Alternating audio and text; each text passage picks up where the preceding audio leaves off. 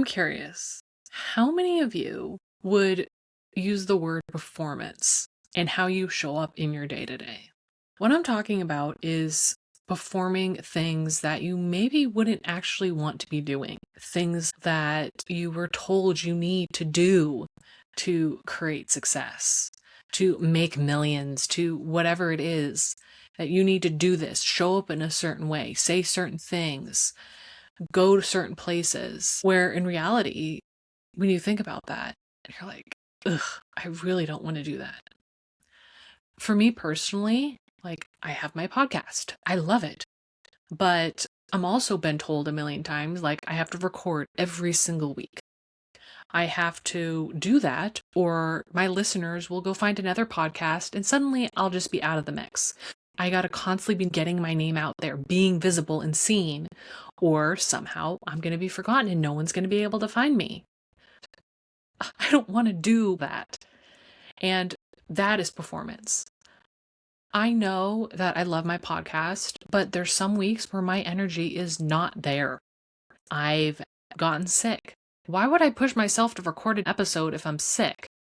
Like, I'm not going to show up wanting to do it. I'm going to feel like shit. I'm going to look like shit, probably. Why would I force myself? But at the same time, we're so drilled into you got to push and hustle to be successful. And for you, this might show up in some of those ways, but it might show up like in your work. You are not speaking up when you actually have something important to say. Like, I've been in meetings in my past life as a business analyst. I remember sitting there and I knew exactly what to say, but I was so nervous to say it. I knew it was spot on, but I just held back. I wasn't showing up as myself and bringing my value because I was too afraid. And so I just let others speak and take over. That is a form of performance. You're not performing as yourself, you're performing as this smaller version of yourself. Or I remember there's been times I've been in networking events. I want to say maybe like 2 years ago, I distinctly remember as I'm saying it in my mind, I'm like, what the hell are you even saying? I'm saying this perfectly curated, polished version. And I'm like, these aren't the words I would use. And it just felt gross. But somehow I just felt like everyone else is doing this. I need to do it. And the words were just coming out of me. And it wasn't like I was lying. I was explaining my services. But at the same time, it was a version of me that wasn't truly me. And I think really performance, we're showing up in a way is just, that is what's keeping us small. That we know we're capable of so much more. Or like I said, like I'm in that meeting and I know exactly what to say and it brings so much value, but I'm too afraid. Or it was at a time where I wasn't in a leadership position. I was just an employee. So if my boss was saying something, how could I step in and say something different? So it's easier to stay small and not rock the boat.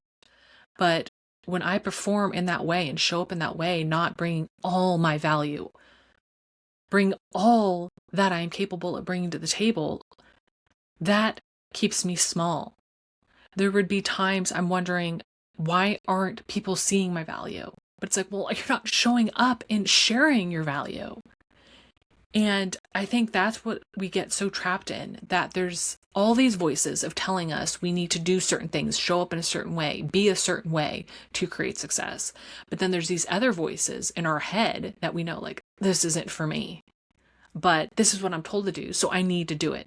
And I get it. It's really hard to step out and do something differently because that's not what people are used to. And then you suddenly showing up and be like, no, this is me. It's going to maybe surprise some people.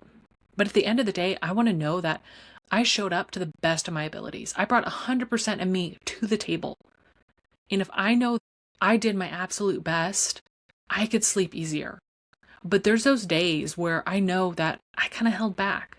I didn't say what was on my mind. I was doing things I just thought I should be doing because I was told that's what you need to do. Those are the days I end with feeling a little shitty, like I got to keep going. I got to do something else to make up for what I just did. And I think performing There's a million reasons why we do it, but at the same time, again, bringing that clarity to just how you're performing, how you maybe didn't show up as you wanted to, how you wanted to say something different, to do it differently. And like my podcast, I've become okay that my podcast might grow a little slower because I'm not putting out an episode every week. And that feels good to me. And I'm trusting that's how my energy wants to go. And really paying attention to where those friction points. Like if you get out of that meeting and you're frustrated because it didn't go the way you said, that's maybe just a sign to step back and like look at what happened, what could change, and bringing awareness to the situation. And that's why I love tools like human design, because it helps give me language to these feelings that I'm having, helping me recognize that, okay, whoa, Erin, what version of that was you? Because that was not you. What just happened? Why was I maybe showing up in that way? And what could be tweaked to allow me to bring my full self without fear? People hire me because they see my value for what I'm bringing. And the more that I could bring to the table, that's what they want. Those times that you hold back and don't say what you need to say, and those times that you play small, people didn't hire you for that. Your boss or your clients or your team want you. And the more that you're able to bring you to the table, the more powerful you're going to be. I love my Velvet Hammer method so much. Being a Velvet Hammer leader is about showing up with grace, compassion, and integrity with yourself while also making an impact.